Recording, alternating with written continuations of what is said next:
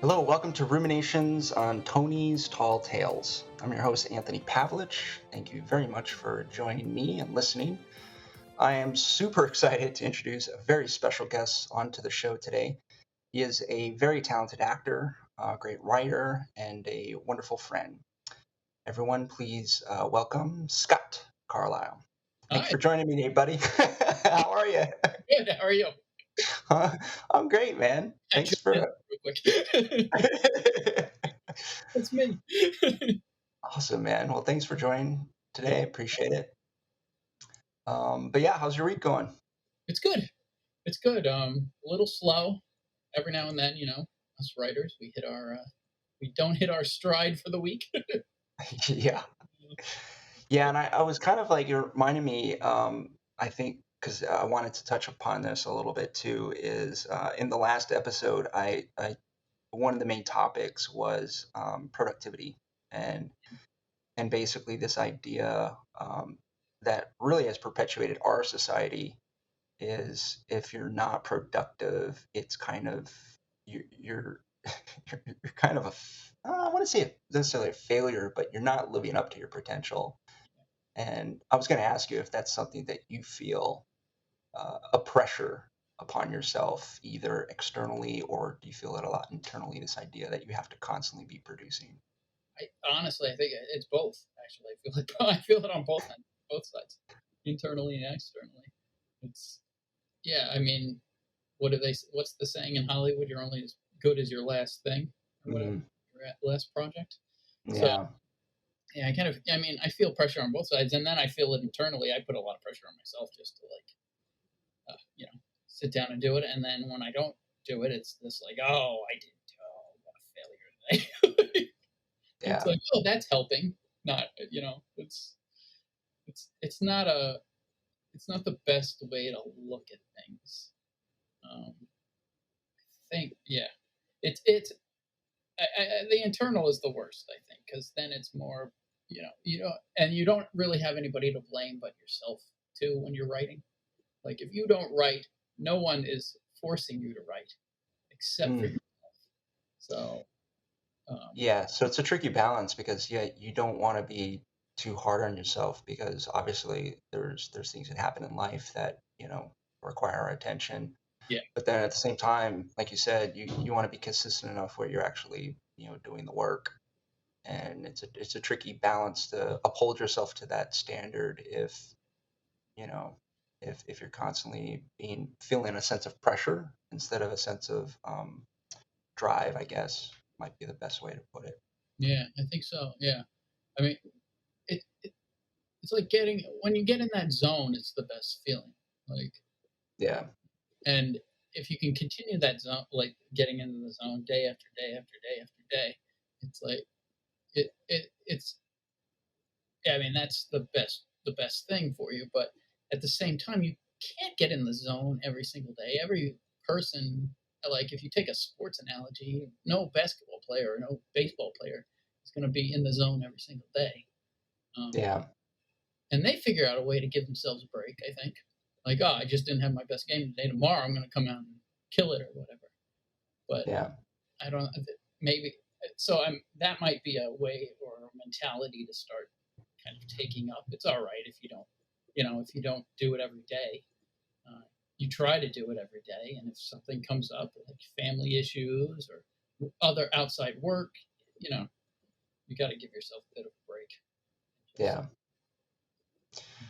Well, awesome. So I wanted to bring you on to because I feel like you have a strong, great sense of story and experience with writing that I think could be very valuable insight.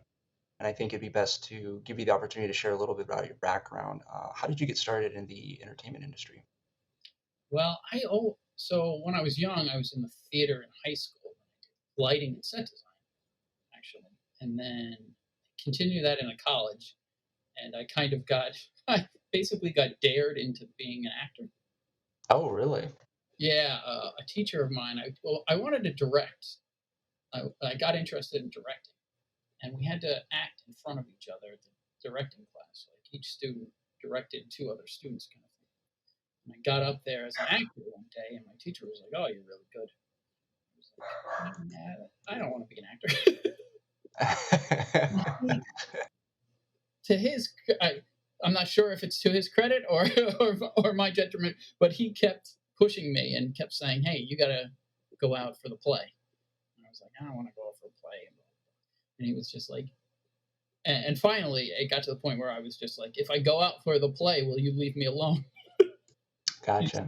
He said, "Yes, go off and audition for this play, and if you don't get, I will leave you alone." And yeah, I got the lead in that play. Oh, So nice. so that was yeah. So then once that happened, it was like goodbye lighting and set design. It was all like, oh, I'm going to be an actor. So so that's what I did. So then after college, I went to New York and I was in a theater company, a couple theater companies actually up there for a few, probably 5 to 7 years, about 7 years. I was living in New York, acting in theater and doing like little short films and stuff. And I got my SAG card out of doing the short films there. And then I ran into this great woman named Elaine Aldaffer, who was the head casting director at Playwrights Horizons in New York, which is a Nice. big off Broadway theater. Yeah. She was like, "You should go to grad school for acting." And I'm like, same thing. I don't want to go to grad school. Yeah. And she basically said the same thing as, the teacher back in college his name was Tom Arthur. He was a great guy at James Madison University. And so Elaine was like, "All right, your recommendations, just apply." Oh, wow. So I was like, "All right." She was like, "Well, just apply to Harvard, Yale, and UCLA. If you get into any of those three, you go." And so I got into UCLA. So then I Nice. moved out here to Los Angeles, and I got my master's in acting, and I met a great guy named Gordon Hunt, who was also your teacher. Great guy. And he got me started in video games, doing motion capture for video games. So I did like Ace Combat, and I did some stuff for Uncharted, and most recent I think was the Avengers, Marvel's Avengers. So, Yeah. um, but also in college, I also, along with wanting to direct, I also took a playwriting class, and by this guy Roger Hall, who actually has a good book called "Writing." It's just "Writing Your First Play" by Roger Hall. Oh, cool. Yeah, and so I started doing that, just kind of fooling around with it. I always liked writing, like in high school and stuff. Like creative writing was always the best part of English class and stuff. So, so yeah, I just started fooling around with that, and then a friend of mine, Trish, she was working as a producer or a assistant to the development producer at Disney, and she had moved out here from New York too, and she had gone to the USC producing. I think it's Stark over there, Stark Producing Oh, okay. program, and she was like, "You should write a movie that you can make for under $1 million that you can star in or act in." Yeah. So I was like, "Oh, okay." And so then it was like I came up with a few ideas, but they were all TV shows. Mm. Never really. I mean, I have come up with ideas for movies, obviously, over the course of the years, but just that I came up with a thing that TV show idea. And that's really what started me kind of more on the writing path. Nice. Is that so? That's great. It's like it's people who get you work, but it's also the people who look at you and say, "Oh, you should do this." And sometimes it's really good to listen to those people, even when yourself you're not sure about that. Yeah, totally. If Tom Arthur had said you should be an actor, you should go for the play, I never would have been an actor. And if Blaine Oldaffer never said, go to grad school, I would have never gone to grad school. So, yeah. And a lot of things like that has happened in my life, which is funny thinking about right now. Yeah, true. Friends and things saying, you should do this or you should do that. And I'm always like, maybe. Yeah, maybe. But no, so that's interesting because you never it wasn't writing wasn't even something that where you were thinking about it like at a very young age where it's like I want to be a writer. It more happened to be more happenstance through your acting career. Yeah, exactly. That's Yeah, I didn't interesting. know what I wanted. I enjoyed, like I said in high school, like the creative writing and stuff, but I never thought it was going to be a career. My, Yeah. I think one of the big things was that my dad was in construction, so that was what led me to lighting and set. One of my friends was in the theater, and so then it was like, oh, why don't you come and help us build the sets and stuff? Mm, So that's kind of that got me.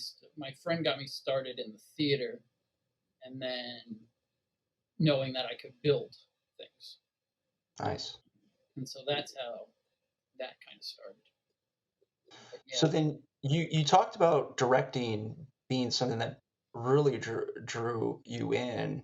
Did you still find that the case now that you've had kind of experience with both sides of that as well as along with acting and writing now? yeah, I still there's a part of me that would really love to direct my own film. Mm. I've gone to a lot of school. Yeah. To the new school for the certificate in directing and cinematography. In between going from undergrad and grad school, I also did a year and a half at the new school in New York when I was living up Oh, wow. there. Yeah. So yeah, and then I wrote. I got to write shorts. I did two shorts there, and then kind of worked on some other like others helped other student projects too. Um, so that was so yeah. So that's I also yeah. That's really kind of too where my like I guess my screenwriting started. Obviously, they just Yeah. you to write and shoot your own stuff. Um, So what's interesting is then do you think it has helped inform like having I I've got obviously got my own perspective on it, but for you, did you feel that directing and acting helped give you a different sense of perspective on writing? yeah, for sure. Like in a way, it almost makes it a little easier. I would say, other than getting over the fact that you're staring at a blank page, right? Um, but it made it Oh, that blank page. oh, the blank page. That terrible concept. I think all pages should start with words on them already, and then you can just keep filling. Yeah, you just rearrange them. Yeah, that would, oh, that would be helpful. Yeah, that really would. But yeah, I think it because going to the on the directing side and the cinematography side, I have a real visual sense of what a scene should look like, Yeah.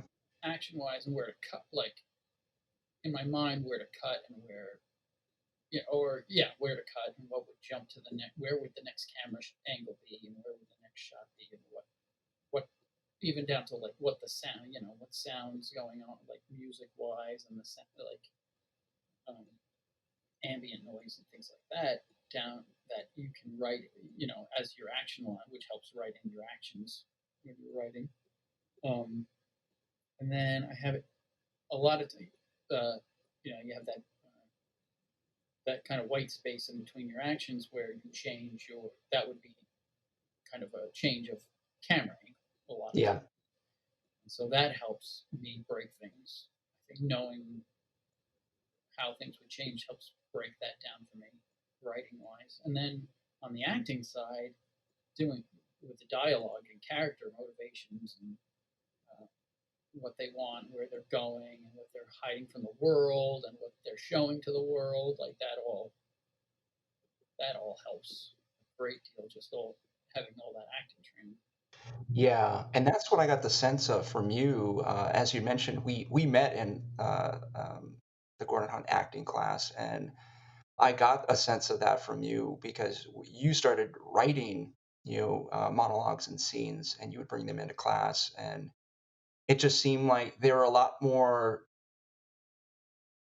Uh, just seemed like there was like personable, but I think more of that aspect that you were talking about. You got a sense of a real character and what they were, the intention, the obstacle that they are surrounded by.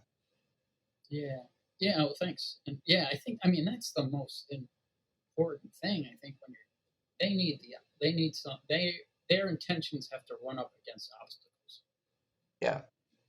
Well, that because that creates the tension, that creates the drama. You know, Yeah. the drama is them going after something that what they want, but they are denied that want. Yeah. Because that's what we want to see as an audience, see them overcome those obstacles, and in a sense root for them. And Yeah. then because a lot of times, you know, your character either doesn't get what they want or they go through a process of evolution that changes them. So maybe the thing that they wanted in the beginning was different than what they ultimately got to at the end. Yeah. Yeah. That's Which makes for a compelling story. yeah, totally. So then, I mean, we kind of talked a little bit. I mean, we've always touched a little bit on the challenges one faces with writing, specifically that blank page and how daunting that can be. What specific challenges do you come across when you're sitting down to try to create something from nothing? Yeah. I mean, but I was thinking about that a bit the other day, and I was like, sometimes I'm writing something, and like I have this story, a loose story based. Uh, it has elements of a fugitive in it, Hmm. and I'm writing that, and all of a sudden I'm like, oh, you know what? This would make a really good story. Yeah, I'm like, oh my god! I'm like, and then I just start. I'll go off on tangents thinking about, oh, well, this character would. It would be amazing to watch this character do this and blah blah blah. But that would be a whole new different pilot or a new movie or whatever. And it's like, focus. Like yeah, it's like, and I have that's the thing. Like I was thinking about, like one of the things I have trouble starting a new project is because I think of all these ideas and I have a little notebook that I write my ideas down in, and then I'm like, oh, I'm going to work on this one that I just that I thought of recently, but then I'll be like, oh, well, what about that story I thought of a while ago that I never wrote? Maybe I yeah, can work on that one, yeah, or maybe that other one. Now, what about this one? And then it's like, you can pick something. yeah. So it's yeah, there's a level of excitement I guess I need in a way um, as well, and sometimes that excitement comes from things that I thought about a while ago, or something. Sometimes that it's oh, this is brand new, and this is exciting. I'm going to try this thing, and yeah, it's chaotic. I would say. Yeah, so trying to wrangle the ideas, but focus on, you know, maybe one particular thing at a time. Yeah, Yeah. Yeah, and I wonder too, like I think I struggle with that as well in the sense that I constantly I think just more mine is just focus, being singular and just more disciplined than I feel that I'm not. But I definitely feel like, yeah, I've got all these ideas, and some days I feel, yeah, drawn to other ideas more than maybe the one I'm particularly working on at that time.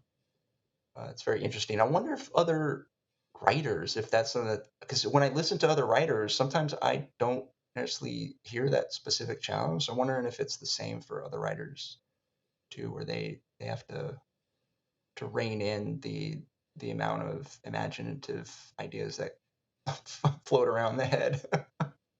I don't know.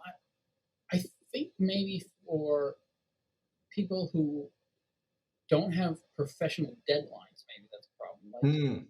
myself, I don't have a professional deadline for anything, but I have friends who are like, they've been hired to do a project where they have told their agent or whatever that I'm going to get this spec script into you by blah blah blah, Yeah. and it's like, so they have to do they pitch their idea to someone, and then they have to do that idea. It's not like they could be thinking like we are, like, oh, I have this idea and this idea. Which one do Yeah. you choose? They've been told this is the one that we want you to do. So that's where things also come into play for me, because I'm like, there's a part of me that's like, well, I want to write something that people are gonna want to buy, people are gonna want to produce, Mm. and then like as I'm writing something, another idea pops in my head. I'm like, oh, is that idea better than the one I'm doing now? Gotcha. Which is, and it's um, I actually there's a really great master class with Walter Mosley, Hmm. and he's a prolific writer. He's written tons and tons of books, and he said something, and I try to follow this, but it's difficult. How my brain works is to just write for yourself, um, and he doesn't tell his. I guess, well, I mean, he must tell his Interesting. publisher at some point what his book is about, but he just writes for himself. He and I'm like, oh, that's, and I've heard that a few times too. Even like he's professional. I think Margaret Atwood mentioned that too. Like, just write what you for yourself. It doesn't, Interesting. worry about the other aspects of things. If you're enjoying it, other people will probably enjoy it too. So, Yeah, and I mean, I feel like you and I have talked about, a little bit of this because we have our standing, like a long time ago, you and I set like a standing call, like a check-in every week. yep. And I think, and the idea was great, and I think it's still great. I think what's really funny is that you and I are very similar. And I think our check-in has really just turned into like a weekly chat. where I think the check-in, I think we do very well with keeping each other on task. To your point earlier about maybe helping with a deadline, because we're not facing any sort of deadline to write. So it was a way for us to kind of help you know each other keep on task. But we've talked a lot. I think a lot of times our discussions fall into very philosophical, and we talk about challenges that we face, and what we've tried to do, and what other things, that resources that we've used to try to get over those challenges and obstacles. And one of the things I think we were talking about recently is this idea about focusing on the story itself as opposed to any sort of other external factors, like you had mentioned with, writing for an audience, or writing for a specific goal of something to be produced or to be made into whatever it would be made into, and really just focus on, well, what is the story? What is the story? What is the voice that's trying to come out of this story? Yeah, so that's very interesting, because I know you'd mentioned that master class before, Yeah, and that one I felt was real. Like what he was saying was just like simple things yeah, for new writers to follow, like without putting them as like you have to do this. yes, More like suggestions, and uh, and it was more about, hey, you write for yourself, enjoy what you're writing. If it never gets sold, it never gets sold, but most likely if you're enjoying it, and you know and somebody notices it, and they'll enjoy it too. So yeah, that was really good. And we've mentioned this before to each other too. Just he was the one. I had heard this before, but he was. He also mentioned writing 1,000 words a day, which is 2 page. He's writing novels, so that's just 2 pages. 2 pages a day, and I kind of translated that into like 4 pages for if you're doing a pilot or a screenplay. mhm. Because at 4 pages, if you're writing a pilot, that's 2 weeks. It's 14 days. Oh wow, It turns into 58 pages or something. Yeah. So it's like that. You could write 2 pilots or a 120-page screenplay in a month. Yeah. If you're actually doing it every day, doing the thing, and that's the thing. Can you do it every day? Yeah. And we've talked about that where it's like it's not so much the process of, well, I mean, there's aspects of the process of writing that are difficult, but fundamentally it's not, because you're just putting words together, and like you said, simply you do 2 pages at the end of a small period of time, which is really relative in the grand scheme, that you can create something. You can create a full completed work. And it's that showing up, that being consistent, where you're showing up to do those 2 pages every day is I think the most daunting, the most difficult aspect of the process. So how would you describe your process? If Are you still, like, for me, I still feel like I'm still figuring it out, Yep. but you've listened to a lot of writers and authors and described their process, and I think you and I have discussed, like, everybody has a completely different process. But what they keep saying over and over is the same things. So how would you describe your own process? The first word that comes to mind is inconsistent. Mm. But when I am, let's focus on when I am. Yeah. Let's focus on that. So when I am consistent, I am trying to write those. I when I yeah, I would get up. So what I did, like, get up in the morning, do whatever I have to do, and then I block out like 2 to, depending on how, I give myself up to 3 hours, but I try to make it closer to two. So I'm basically writing like a page an hour, Gotcha. or in a screenplay, two pages an hour. And so to meet that kind of, that 1,000 words a day kind of thing. Yeah, and I would. So when I am consistent, I'm doing that every day, or every other day. Like when I get in a rhythm, because like you said, things come up. You can't. Yeah. Or you have to make a living, Yeah. get work, go do things. Or take the dog out. Take the dog out. Well, that's the thing too. I always am notorious with you. We talk about this, how I'm a night owl and I'm trying to get better at being a Yeah. night owl. When I do get up earlier, I do the writing before lunch and before taking the dog out. Yeah. So it's like from like 10 to 12 or whatever is my work hour, kind of thing. Get up, do my stuff in the morning, whatever, hang out with my wife for a little while. Then I write for like those 2 hours. And then it's like, and when you think about it, that's not asking too much. Yeah. It's like, oh, I'm working for 2 hours. And then the rest of the day is mine. But it's like, looking at that page and going, what do I want to write about? And what story am I going to tell today? I think that the most difficult thing is starting the story. Mm. Once you start it, you write your few pages, and it's like, oh, I have something down.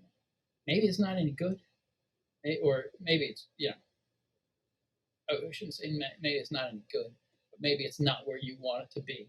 But Yeah. at least you have those 2 pages, and then like what I do is I'd read over those 2 pages to remind me where I'm going with this story, and then and any blatant editing things that need, like, if I just, why does this sentence not make any sense, kind of thing. Um, those things I corrected, but then I just keep moving on, um, and then go back when the whole thing is done and read over it and fix all. Then you do a bigger edit, and then uh, and then your revisions and everything. And I always liked what Margaret Atwood said about revisions. It's revisions. Re-envision it, It's not necessarily a, you know, you know, it's you're looking at the story from another like perspective and trying to forget. Like that's another thing. I try to when I write something, I'll put it away for like a month Yeah. and just say, I'm going to forget about this. I'm not going to bother with this. I'm just going to put it away and then I'm going to read it and see what it sounds like. See if I still like it. See what changes I want to make. And I think that's helpful. I think that's really helpful. Like give yourself a break from it. Think of something else. Think of another story, or if you're like kind of burnt out, just take a break for a little while, Yeah. um, and then And reread it. And go through. and do you break out, do you do the traditional where you do your outline first, or maybe you do your synopsis, do your outline, and then you start writing, or do you kind of do piecemeal, like you take little sections and break those out? And because Yeah, yeah, I mean, a lot of times, some writers can do it straight through in terms of they can they can go chronologically, they can start from the beginning and end at the end. Sometimes you're in the middle, sometimes you start with the ending. Yeah, how do you feel like it happens for you? I for me, I usually go in order. I think that works the best for me. But um, yeah, I usually go in order, and then I usually do a treatment. I would say most of the time beforehand. Hmm, okay. I just write out like a page and a half, kind of.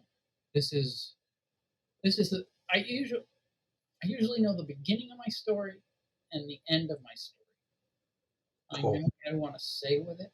It's just filling in the middle a lot of the time. Like I have a good sense of where my stories start. Like that's the first thing I usually come up with without a issue is, and when I think of us, like my imagination takes over. It's that first scene, Gotcha. and then I know, okay, well, this is a story about this. This guy goes on an adventure, and his ship sinks or whatever, and he ends up on an island, and then he gets rescued. So I know I know the inciting incident kind of thing. His ship sinks, and he ends up on an island, and then I know he gets rescued, or I know he doesn't get rescued because aliens attack or something. I don't know, Yeah. and the whole world changes. Um, but and I yeah, and it's like what am I trying to say with that? Like, why is he? What type of person is he that like needs to grow by being trapped on an island? Kind of thing. Yeah.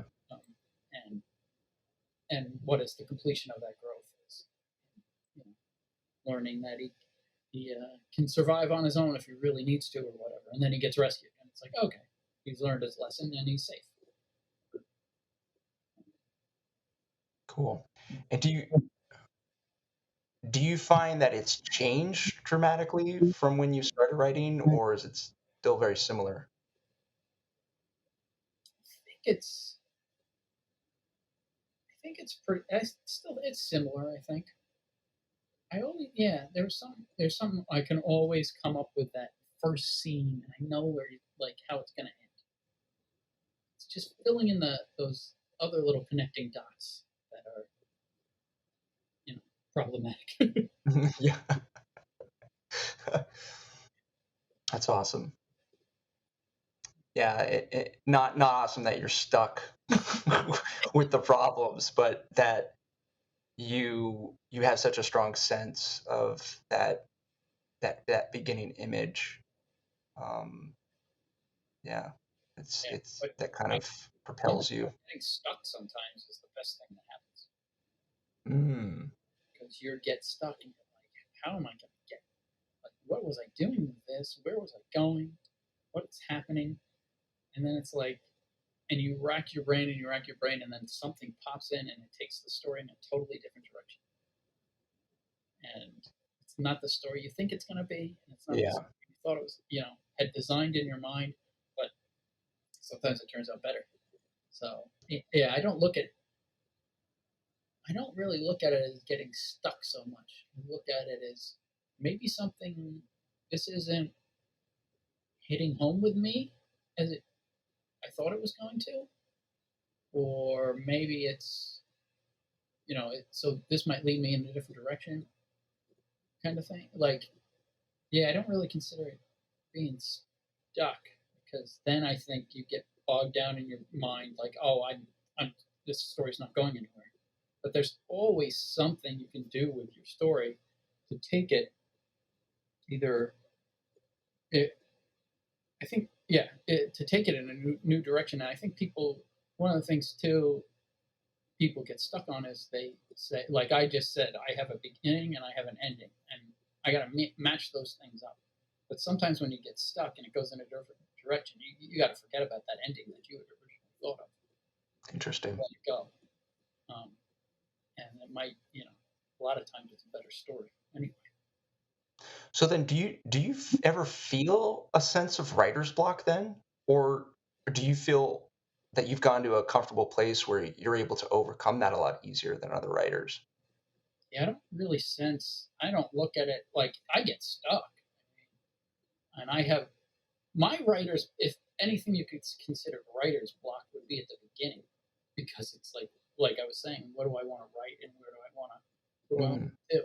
And getting that start and getting those first couple pages started is where I have yeah, trouble. Once I get going, it's like, oh, that, yeah, once I get going, I don't get, I get, like we're saying, I get stuck a little, but it never blocked. I'm not like, I can't write for days, weeks. yeah, I'm not like that. I get like, I sit there.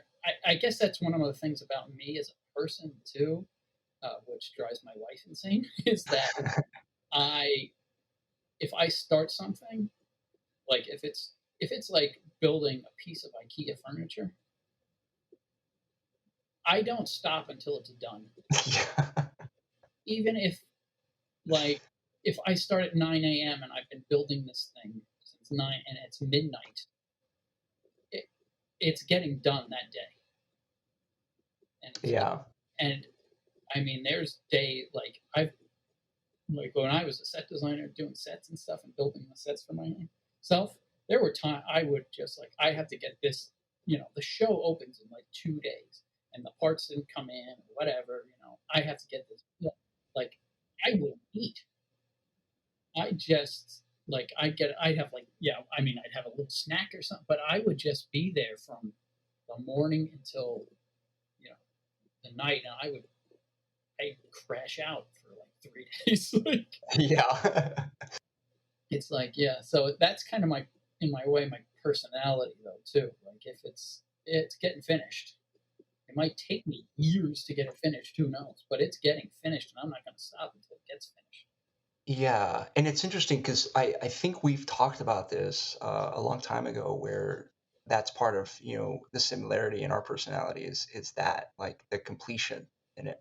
The Yeah. completion is something that we really focus in on because it drives us nuts if it's sitting there, if we haven't been able to cross that off our list. But at least for me, when it comes to writing, for whatever reason, I lose that tenacity where I'll be writing something, but then I'm not as tenacious where it's like this thing is like, okay, how do I break through? Like I'll be sitting there. I kind of very quickly just redirect my attention to something else, and it drives me up the wall because I don't know why. Because like you said, something as simple as you know uh, maybe my shelves are disorganized. It will drive me nuts if I don't sit there and just pull everything out and reorganize it, and I will spend hours doing that nonstop, but I can't translate that over to the writing process a lot of times. Yeah, no, that is true. Like in the writing, it's different because you're creating something on from scratch, I think, and with the shelf being all out of place, that's a tangible thing that you can Yes. control and do. But with writing, it's something that's popping out of your brain. Um, so that's tough. Like that fugitive thing, like, this kind of story I've been working on that for years, Yeah. and I haven't.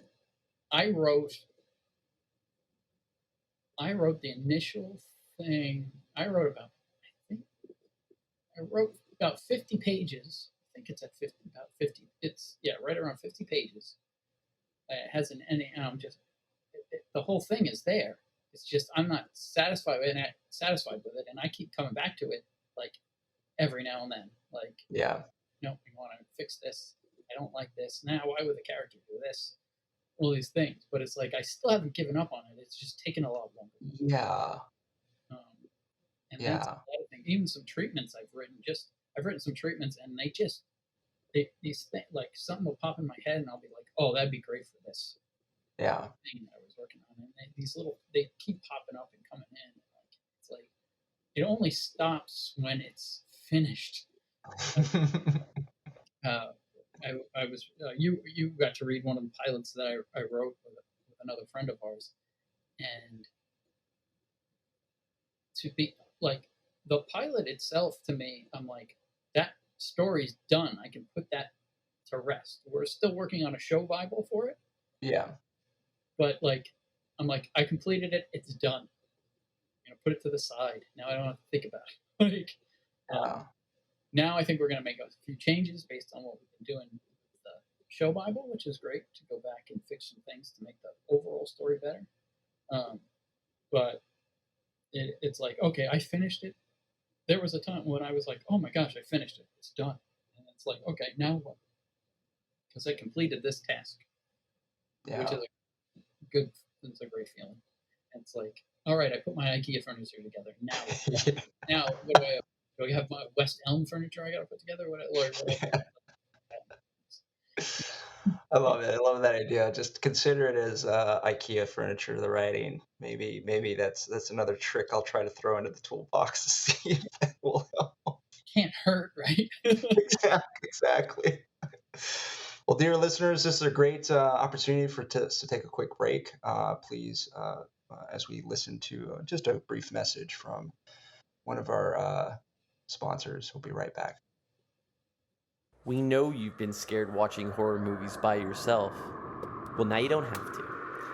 Hang out with Ruminations of Red Rum, all things horror from movies to the latest spooky games we've played. Come hang out. But hurry, the killer's behind you! All right, dear listeners, we are back. We've been discussing probably more of the challenges with writing than the joy with our very special guest Scott. And we were talking about I think basically the main gist we can take out of this whole thing is just start looking at writing as IKEA furniture. That must be that must be wrangled and put together. So I'm gonna definitely try to do that. And it's actually not a bad analogy because a It's lot not. you don't have the right parts because the people at the factory didn't put them in right, or Yep. I'm missing a screw. Or I have this stupid Allen wrench that I'm supposed to be able. Or the instructions, they're just pictures and they're not making a lot of sense. Am I supposed to rotate this? Like, which way am I supposed to rotate this? Yep. Oh my gosh. But yeah, I think there was an aspect of it that you mentioned that I've really tried to gravitate towards because I think it's the big hang up for me is the tangible. It's an idea too that I've talked about on the show here that it, it's such a daunting pursuit, I think, because it does take a long time. I think writing is one of those odd things where you're not seeing immediate tangible results from it because again you can have pieces of it. I can have like 5 pages done here. I might have a scene written out here. I might have an idea blocked out for the ending over here, but it's hard to see in its totality until it's completed, and you don't get a real, at least I don't get a strong sense of the immediacy of its tangibility right off the bat until you've actually got something written fully. So I feel it's hard for me to grapple with it in that respect because of I think also too, you and I have talked about it. I'm too impatient and I want everything now, or I want to get everything completed so fast and so quickly that that writing it's a slow burn. You got to let it simmer, man. Yeah, yeah, it is. Yeah. And we've talked about this too, about how uh, in the end, is it going to be worth it? Yeah, and I think you and we struggle with that a lot because we again, I think it's probably I don't know what it is about our personalities, but it's the tangibility of having something, some result, or some evidence that you can say, okay, I did this, but not only that, but feel like you're going to get something out of it.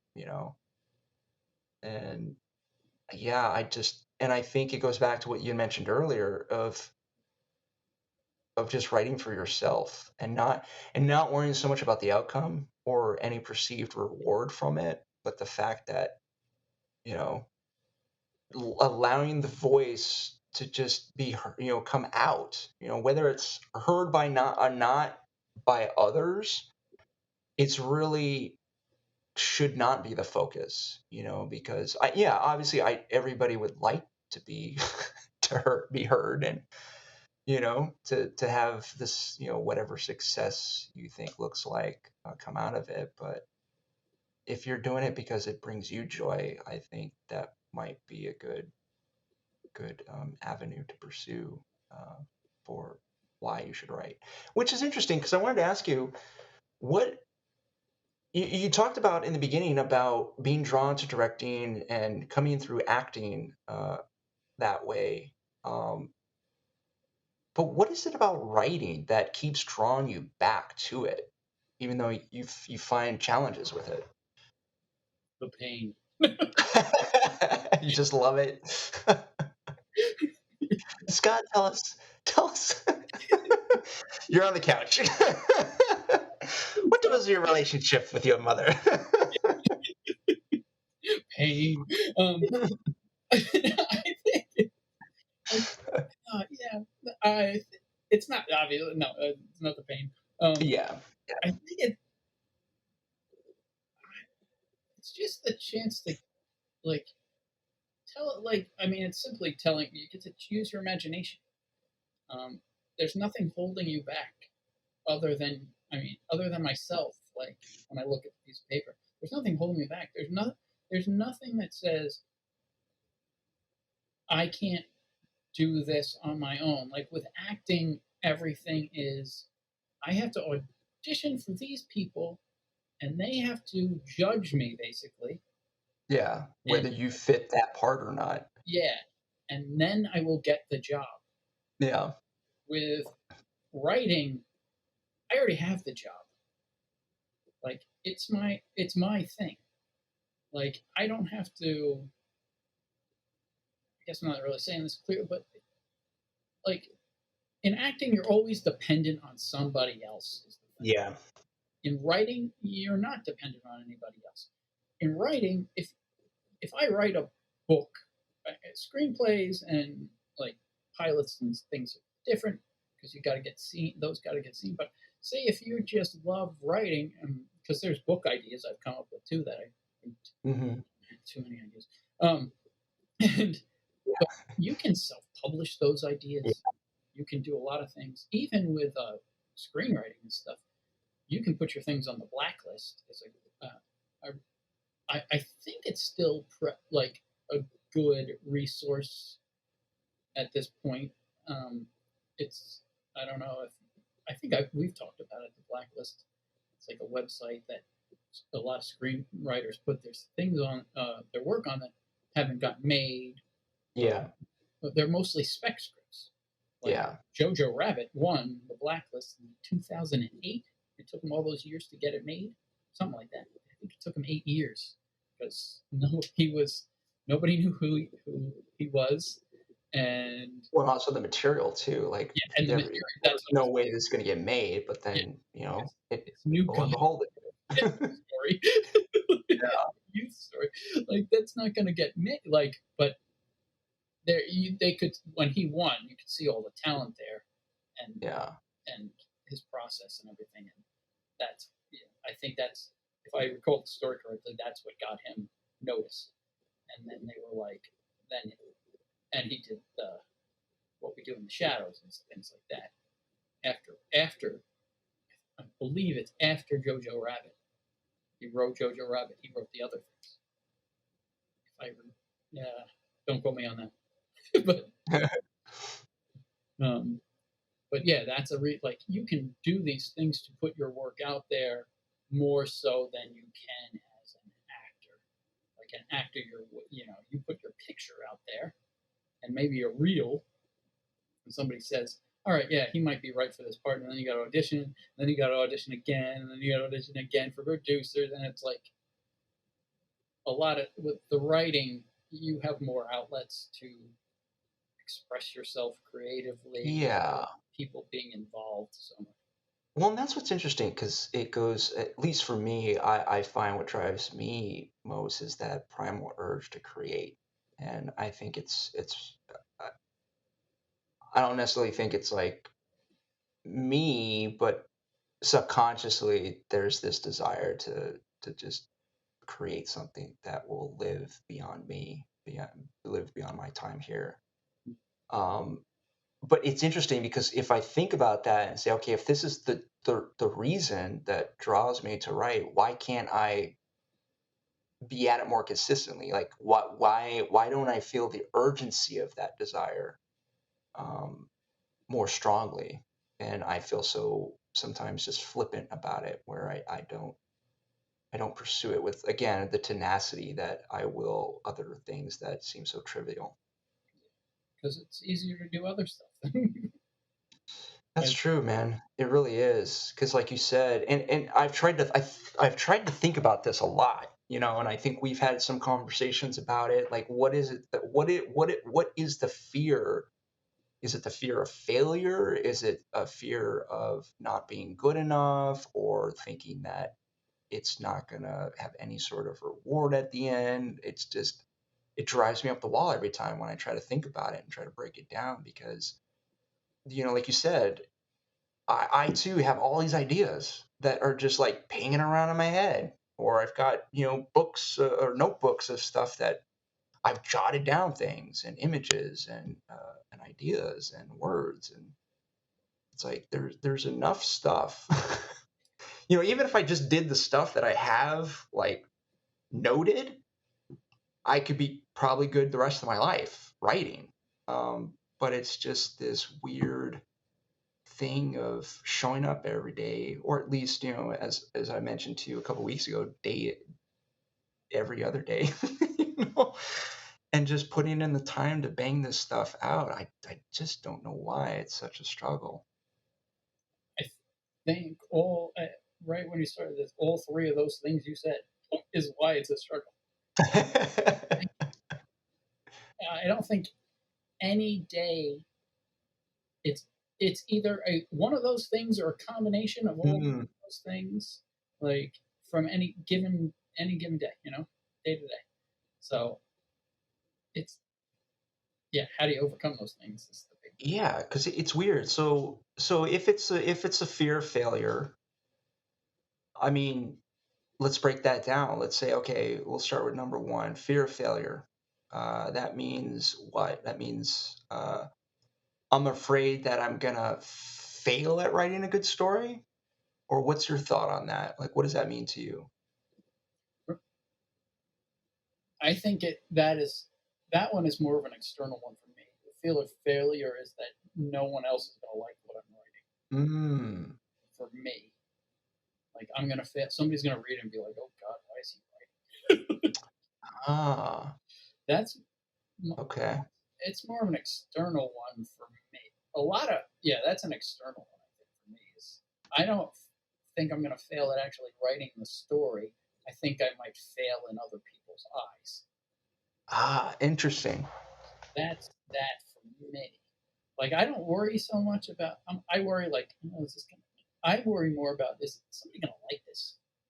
And that's the thing I have to overcome. I have to get back. I have to get on the Walter Mosley. Just write for yourself. Yeah. If somebody sees it, if somebody doesn't see it, if they like it or they don't like it.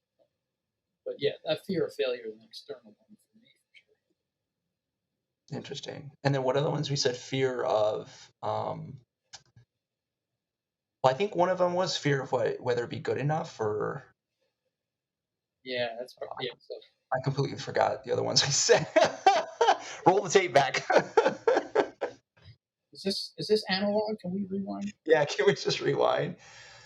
Um, oh shoot, I'm trying to remember now. Fear of failure, fear of success. I mean, that's a legitimate fear. Fear that it might be successful, or like you said, it might. What if people like it? Is that a legitimate fear? Are we fearful of I it being like having success? Yeah, I think that's a legitimate fear for a lot of people. I don't. For me personally, I don't feel that because I would like something to succeed, so that I'm not just sitting at my computer all day by myself. Yeah. Because I have that goal in my head of also directing and show running one thing. Yeah. So for me, like the writing has to succeed so I can get to that next level. But what about this idea that, and I feel it comes up with a lot of creative people. I don't know if I'm so susceptible to it because I have just a weird confidence in just myself. But I feel like a lot of creative talent and people, they have that fraud, feeling of being a fraud, that what is it, the imposter syndrome, Yeah, right? And success for them is a big fear because then they feel like they have to continue to produce, and if they're worried that if they keep producing, somebody's going to figure out that they're actually just an impersonator. yeah, yeah. I am for it. I don't know how to speak to that one because I don't really. I hope they find out I'm a fraud. Like, please, someone find out that maybe I'm not as good as like you thought I was originally. That means I've done something. Like, I've gotten something successfully made, and then the rest might be crap. But But do you worry that a little bit is like, I wonder if a little bit for me is I am worried about that people aren't gonna like what I write. Maybe I feel like I'm too confident in my own potential, that I'm worried that people are gonna say, no, that isn't good enough, or you are mediocre and you're not as great as you think you are. yeah. I And don't maybe think that's why I don't want to it's that more of succeed. a sense of failure, like what you're Yeah, describing. Like, or they is that the same thing almost? yeah. I'm kind of wondering if it's a little bit of both, or if Mm, it is one or the other. yeah, It's interesting because yeah, I grapple with it because, again, it goes back to the thing, if there's so many stories that I want to write, then why am I fearful of writing them? What is it about whatever I unconsciously am worried about will come about if I actually build something out?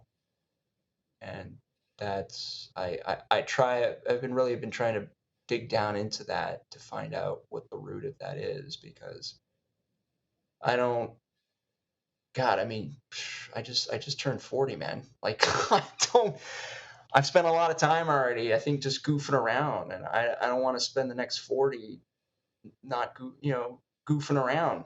I want to get at least some of this stuff out. yeah. That's yeah. Me too. Yeah. I just think I mean, you just listening to you say it out loud is like, oh yeah, well, no wonder we're struggling sometimes with our writing. It's because we don't want the next 40 years of our lives to be the same as they were the last 40 years. Yeah. A lot of pressure to put on yourself. Yeah. It That's really is. And again, I wonder if it's that pressure to, trying to find that right balance of uh, honestly expressing yourself, as Bruce Lee famously said, and then not being so dictatorial, or having be very hard on yourself for having to produce 24/7. Like, if you don't produce 24, if you're not constantly, if you're not like one of these, this social media age that we're in, where it's like you constantly have to produce content, or you'll lose your viewership, or your viewership is expecting daily drops. It's like you're constantly fed information 24/7, then you're not living up to your potential, which I think is just it's absurd, because I think you have to have periods of rest and recovery. You can't constantly be on 24/7. It's just you'll burn out. No, yeah. I mean, you know how I feel about social media. I just want to Yeah. like Yeah. it's like Mel and I won't say the name of the show, but we were watching a reality competition kind of thing last night. Yeah. The person came on and they were like, I'm an influencer, and I was just like, I'm gonna kill this person. I'm an influencer. Yeah, what Influencer. Yeah, what do you influence? exactly is And that? and really, is that what is that? What does that mean to influence? It can very quickly turn into a double-edged sword. Like what does that do? What are you doing? You Yeah, know? and it's like what you're talking. Even when you don't want, like, I hate social media, even though, but there is that part of me that's compare. Like, there's still that thing that you compare yourself to those Yeah. people, and Yeah. it's like, no, I don't need to compare myself. Like, if like, and that's the same in writing too. You don't need to compare yourself to other writers. Yeah. It's like, yeah, like there's some, like, even I like the guy, the author Walter Mosley, who I keep talking about, who I really liked his stuff. It's like he writes so many books. If I tried to write like him, I'd fail, because he he like I think he's written like 60 books, or like a Wow. ridiculous amount of books. He's prolific in his writing, and it's like, or like George R. R. Martin. He hasn't written a book in a while, but the books that he does write, I Oh could yeah. 2,000 page. Yeah. I can't compare myself to these guys. These are like guys who've been writing for maybe when I'm their age and have been writing for that long, then I can compare myself. But it's not fair to compare yourself starting out like we are to these guys that are so high up. It's like if a screenwriter is trying to compare himself to Aaron Sorkin, it's done already. Yeah. And so, and that's like the influencer thing. It's like, don't compare yourself to these people. Half the time it's fake anyway. They got a green screen. Yeah. Well, it's that whole curated thing. You're only seeing the best parts. You're not seeing any of the ugly bits, or the bits when it's not so great, because that's life. Life has its ups and downs. It's not going to be roses and sparkling wine all the time. Yeah. You're going to have some really shitty days. Oh yeah, and the amount of stuff that like, I think I told you about Margaret Atwood. She wrote 100 pages of a novel, And then just threw it out, right? and she threw it out.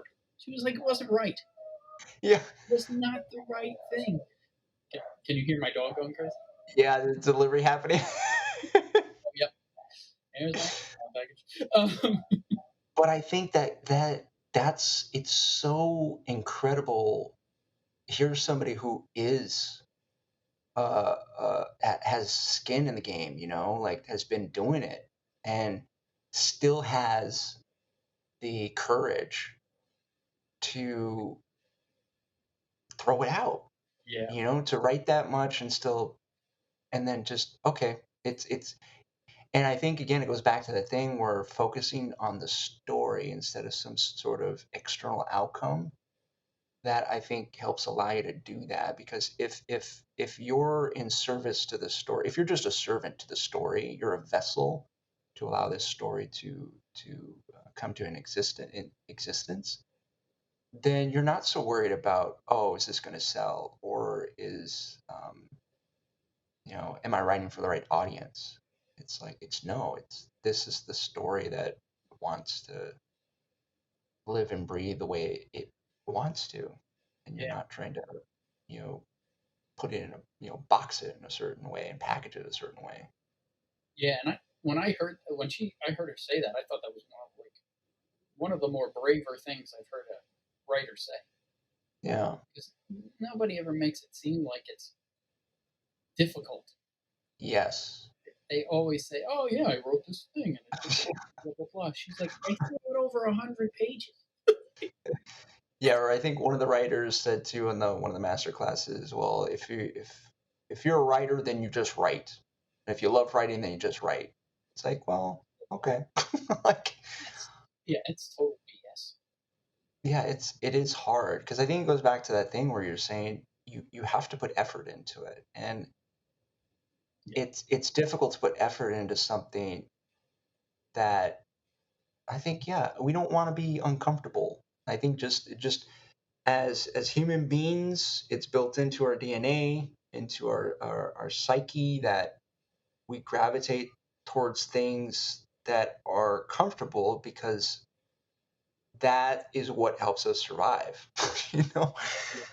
like dealing with the uncomfortable parts every day or every time it puts us in well, our lizard brain tells us it puts us in danger, but we know that's not the case because we live a pretty cush life. Yeah. I was Um, just thinking too, like when I was acting, like it's the same thing. Like with the writer, nobody tells you, how tough it is, kind of thing, and yeah, throw away and stuff like that. And one of those advices when you're an actor is, if you're really, like you said, that whoever that writer was who said, "Oh, you're a writer, you write." And one of the things as an actor, they always say, if you're an actor, you act. You don't have a yeah, fallback plan. I'm like, yeah, that's the worst advice you can ever give to someone, because yeah, the honest truth is it's not going to work out for everybody. yeah, And and yeah, it's like, in all honesty, who wants to be a waiter for the rest of their life? Like, find something that you love to do, like writing and acting, and do it. But also realize that there might be a path. You might not make it on that path exactly how you think you are, but you can do it because, exactly. like, that's what I think Walter Rhodes is saying. Do it because for yourself, because you love to do it. And Yeah, if it doesn't work out, it doesn't work out. But at least you gave it a shot, and you just continue to do it because you love it. But don't go poor. Like, don't be Van Gogh.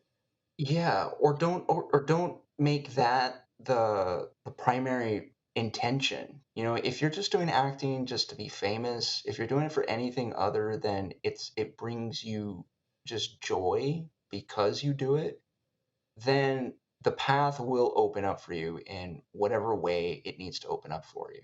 But if your driving force is to make money off of it, or any sort of external, I think that's a great point, is any sort of external um, result or reward from it, then it's going to be a struggle, and it's more than likely not going to work out because you know as well as anybody else, it in this creative business, anything creative, you're it's not so dependent on talent. There's a lot of other factors that have to come together for you to have success on the level you think you need to have in order for it to call it a success. Yeah. Because it does take there is a huge luck factor. I think unfortunately a lot of us overlook the luck factor. A lot of luck has to happen. I mean, you have to still be ready for when it does, and you have to be talented enough to produce when it shows up, but there's still a lot of luck that has to happen. Yeah. I can't remember if it was Gordon or another acting teacher who would say that. He'd be like, you just need to be prepared for when that luck happens. Yes. It's like, okay, I can do that. I mean, that luck might never come, but if it does, great, you're prepared for it. And that's what the writing, I think, anything creative is about, is just being prepared for when the luck does show up. Yeah. And yeah, it could show up tomorrow. It could show up in 45 years. It could show up like after you're gone. Like Yeah. who were the wasn't it Poe or something? Like, he was just poor as whole, and now he's like one of the biggest poets ever. Oh, one of the yeah, one of yeah. And storytellers. it's like, But if you're using that process or whatever it is, like you said, if it's giving you joy in this moment, then I think that's the most reward. That's the most beneficial reward you could receive from the endeavor. yeah, exactly.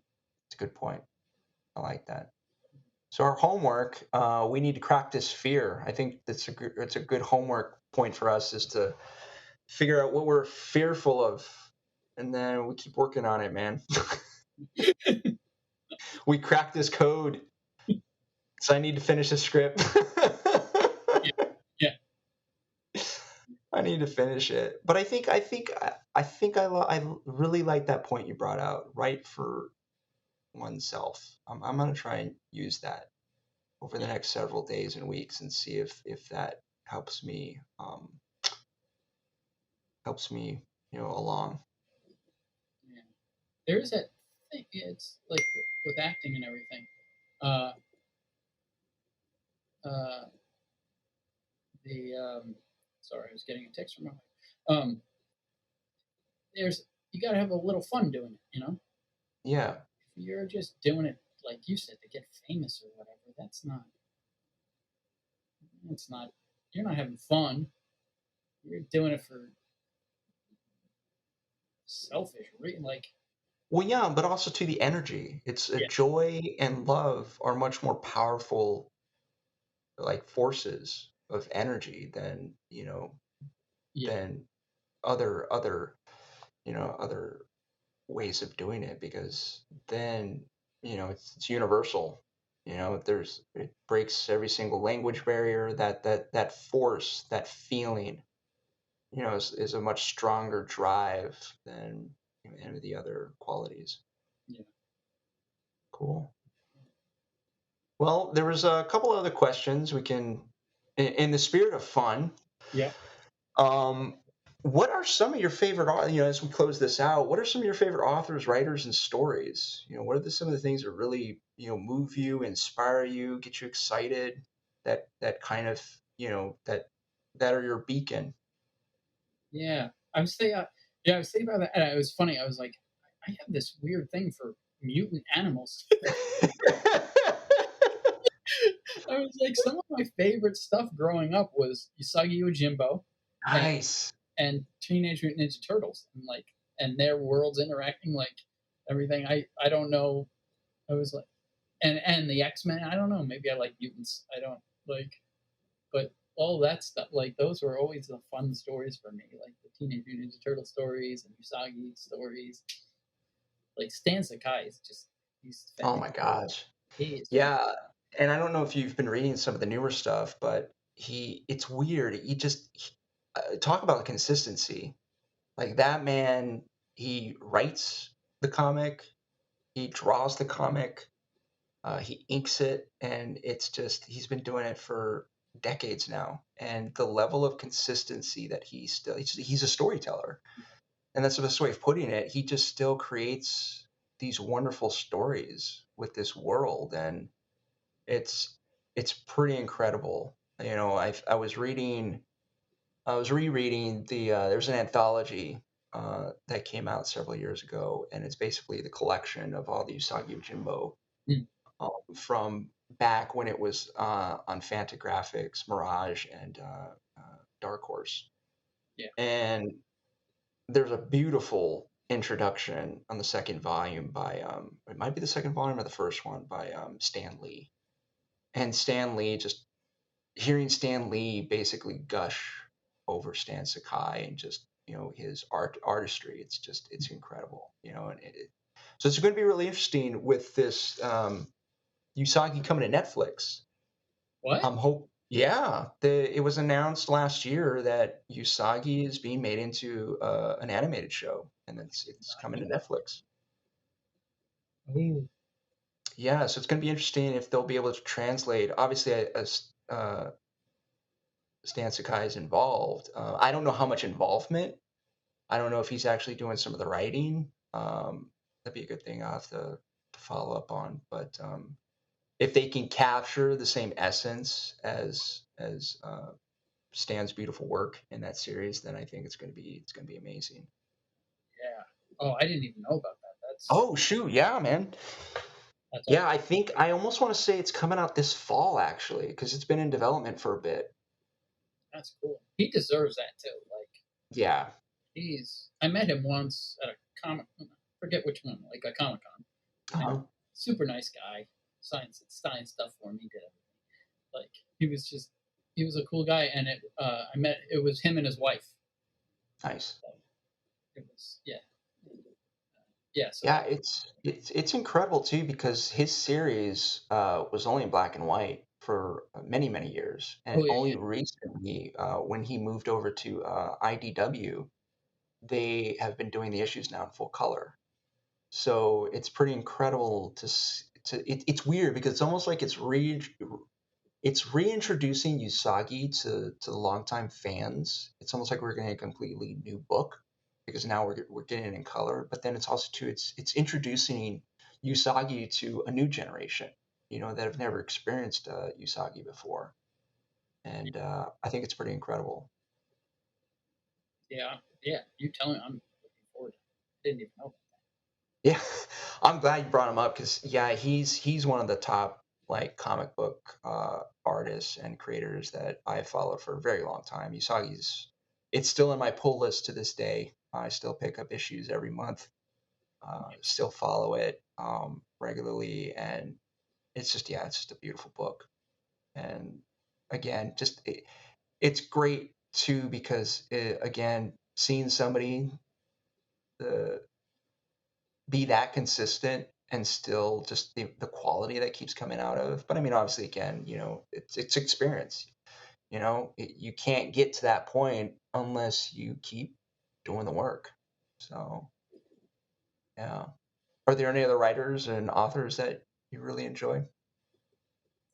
Yeah, I always I grew up on like Roald Dahl.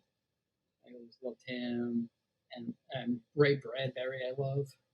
Nice. Fahrenheit 451 is probably like one of my favorite books ever. Probably my favorite book ever. Yeah, it's just it's funny. I'm all these guys. I'm like, wow, they wrote all these people I'm mentioning. They're prolific. Yeah. Yeah. Like, so it's cool. And then I noticed a little pattern that like a lot of my like the screenplay guys that I like are also directors. So like Michael Mann, I really Interesting. like Frank Darabont. I really like his work. Like, so yeah. Do you find that your work falls into any specific genre, or do you feel like you dabble in multiple genres? I I think mine is more of a sci-fi kind of genre, Yeah.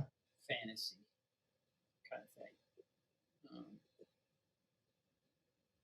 but I also like Heat is one of my favorite movies ever. Oh my gosh, High dude, school, it's incredible. yeah.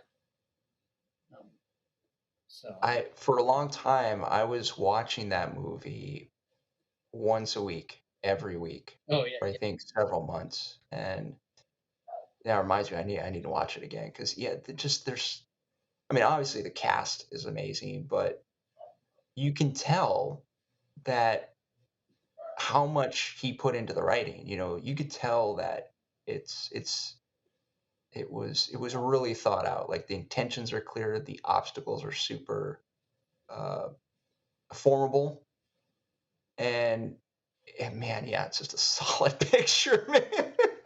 it's an amazing movie. Yeah. Just yeah, it's simply I used to watch that one all the time. Oh, like you, I probably watched it all Yeah, it's crazy too, man. Because like I have such very interesting 6 degrees to that movie because I met Tom Sizemore. I the time. got to act with Trejo in a short film, Oh, nice. and I swear that I drove past Michael Mann on Wilshire Boulevard one day years ago. That he was on the phone or he was talking to somebody, and I looked over and I'm like, that fucking looks like Michael Mann. Like, oh, and then we did a show, or no, we didn't do a show, but we went to see a show that Al Pacino was in. It was one of the first things we saw when I actually was in moved here to Los Angeles, and my brother-in-law actually was able to get the ticket signed by Al Pacino, and I still have it. So I got all these weird connections to the cast members of Heat. It's awesome. Yeah, and it just Michael Mann is like, yeah, my favorite director, I think, of all time, and I've dreamed of at one point working with him. That'd be amazing. Yeah, his movies are just they're. You know what's interesting too is for the longest time I didn't like the digital, recording on digital. But as I got older and I understood a little bit more, it made a lot more sense, and it makes a lot more sense too with his style, with Michael Mann's style, and how he utilized it. I have a much stronger appreciation for it. Yeah. Yeah, those movies, man. But it's not like And talk about going across different genres. I mean, you look at like Last of the Mohicans, man. Like that movie. Oh my gosh, incredible. yeah. Oof. Yeah. Yeah. It really is. And yeah, and like that's true too with the Frank Darabont. Like he does Shawshank Redemption and he does The Walking Dead. Oh my gosh, yeah.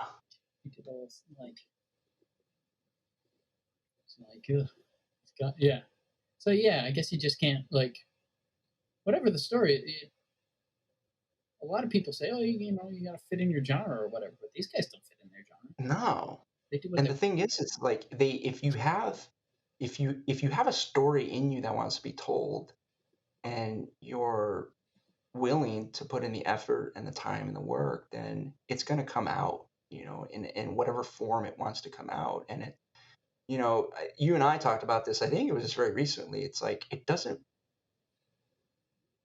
If it's good, it's gonna get noticed, in the sense that you're not doing it to get noticed. But if the work is, if if if the passion, if the work is being made with an authentic intention, if you're making it, I think back to what we were talking about, if you're writing it from a pure state of joy and of passion and of just this drive to, like, it just needs to be, birthed into the world, then it's going to be received by others, like, because it's going to make it's good, it's connecting to others on that same level. They're going to feel the passion, and they're going to feel the love and the care that was put into its creation.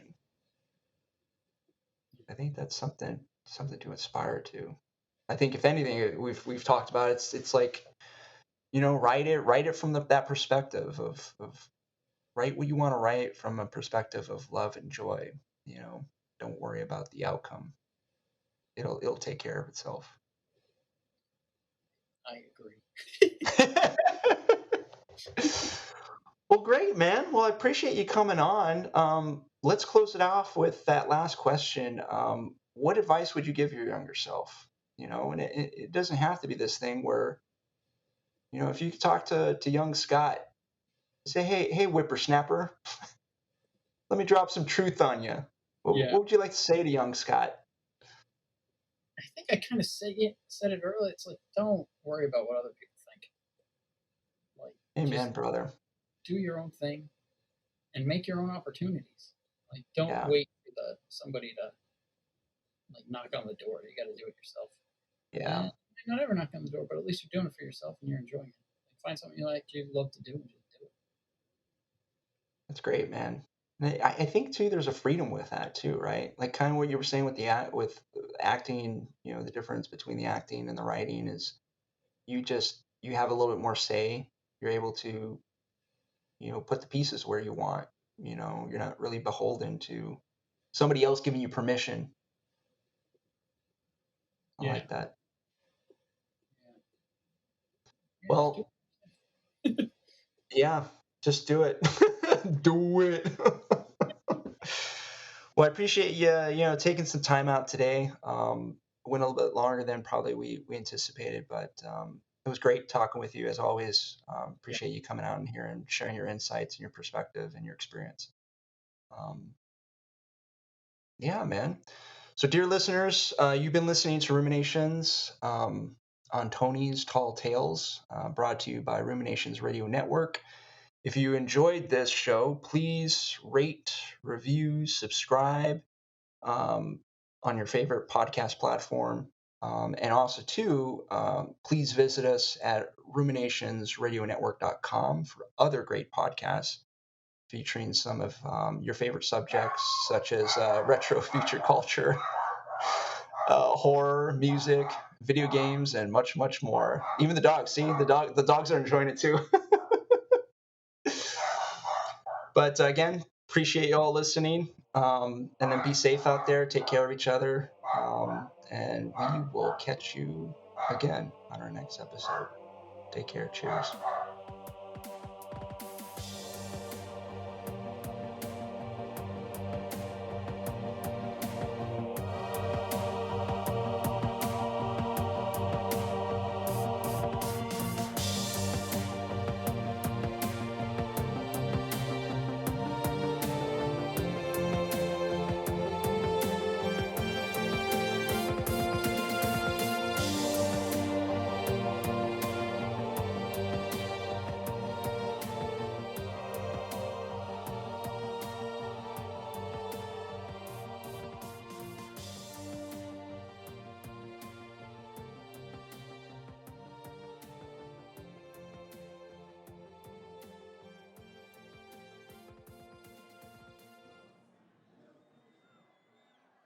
You know what they all say.